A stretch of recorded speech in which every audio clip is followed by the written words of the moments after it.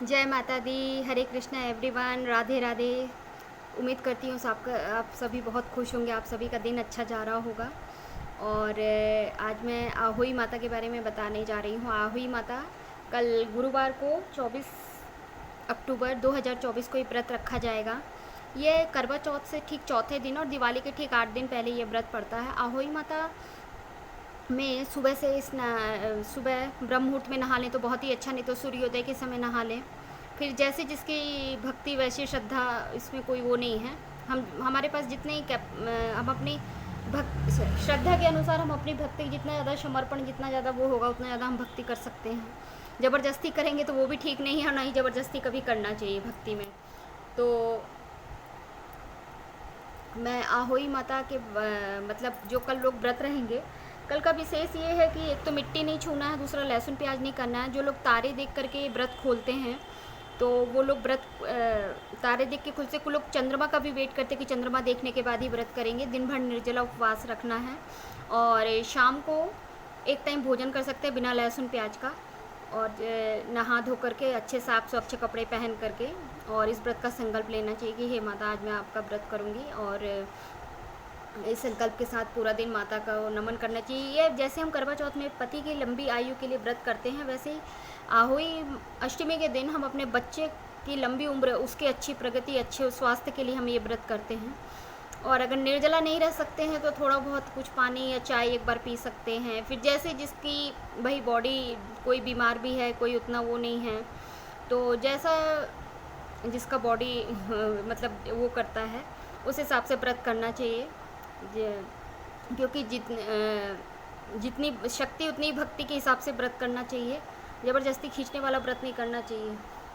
तो आहोई माता को नमस्कार करती हूँ, मैं प्रणाम करती हूँ। सभी के बच्चे सुखी रहें, सब संपन्न रहें, सबके घर सुख समृद्धि आए, इस दिन यही है। और दीवार पर गेरू से आहोई माता की फ़ोटो बनाने चाहिए। 7 स्याहू के बच्चे या शाही के बच्चे जो उसमें कथा में रहता है, वो फ़ोटो उन गेरू से बनाना चाहिए दीवार पर। और सामने कलश जलाते हुए उस पर स्वास्तिक का चिन्ह जरूर बनाना चाहिए कलश पर। 7 गेहूं के दाने या चावल के दाने लेकर के रोली चावल माता को चढ़ा के कथा सुन सकते हैं। तो कथा इस प्रकार है, मैं आगे कथा कह रही हूँ कि 7 गेहूं के दाने ले लें, तो हाथ में ले लें। उसके बाद एक साहूकार था, उसके 7 बेटे और 7 बहुएं थी। एक बेटी थी जो कि ससुराल से मायके आई हुई थी उस समय।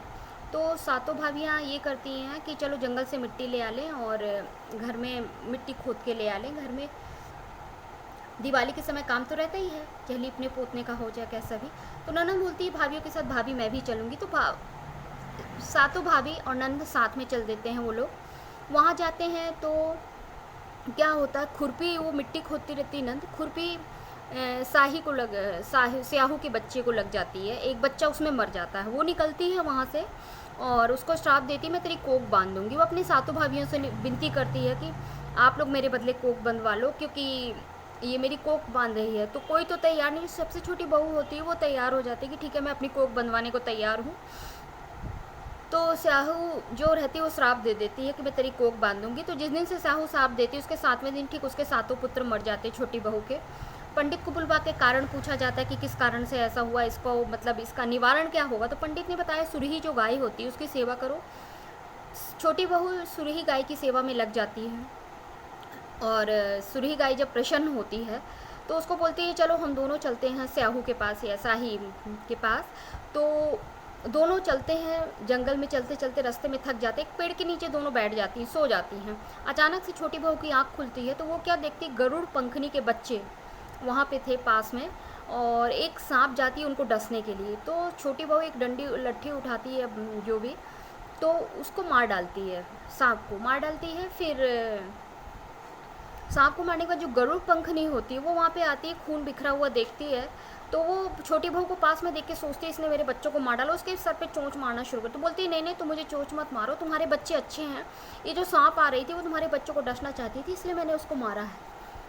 तो गरुड़ पंखनी भी उससे बहुत प्रसन्न होती है। वो सुरही गाय और छोटी बहू को लेकर के साहू के पास पहुंचा देती है और स्याहू दोनों बताती हैं कि हम इसकी सेवा से प्रसन्न हैं, इसने मेरे बच्चों की जान बचाई। गरुड़ पंखनी बताती है। स्याहू उसे फिर सातों पुत्र और सातों बहुओं को आशीर्वाद देती है कि तुम्हारे साथ बच्चे जीवित हो जाएंगे और तुम्हारी सातों बहुएं भी आएंगी और काफ़ी लंबी उम्र होगी तुम्हारे बच्चों की और काफ़ी अच्छे मतलब उस पर प्रगति पे रहेंगे, तुम धन धान से समृद्ध होगी। वो आशीर्वाद स्याहू उसको देती छोटी बहू को। उसके बाद छोटी बहू का घर सातों पुत्रों और पुत्र वधुओं से भरा रहता है। तो जय माँ आहुई माता, जय माँ आहुई अष्टमी माता, आपकी जय हो। जैसे छोटी बहू के बच्चों को आपने बरकत दी, उसके घर में धन संपदा दी, बहू बेटे सब दिए, वैसे सबको देना, सबके परिवार में देना, सबको सुखी रखना। जय माँ आहुई माता।